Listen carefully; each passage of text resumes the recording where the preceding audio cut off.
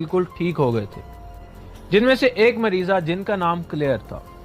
इनको 2008 में पेंक्रियाज हृदय का कैंसर डायग्नोस हुआ, लेकिन 2013 में उनका कैंसर बिल्कुल खत्म हो चुका था। इसके अलावा एक मरीजा जिनका नाम डॉक्टर केन था, उनको इडियोपैथिक पल्मोनरी फाइब्रोसिस की बीमारी लाहक थी। इस बीमारी में मरीज के फेफड़े सिकुड़ कर बहुत सख्त हो जाते हैं और अभी तक इसका कोई इलाज मौजूद नहीं।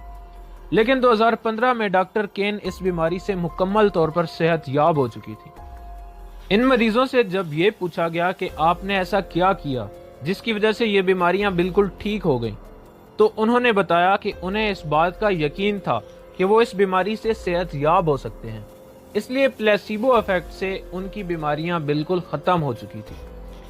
इसी तरह एक और डॉक्टर लिजा रैंकिन ने भी प्लेसिबो इफेक्ट के ऊपर रिसर्च की और एक किताब माइंड ओवर मेडिसिन लिखी।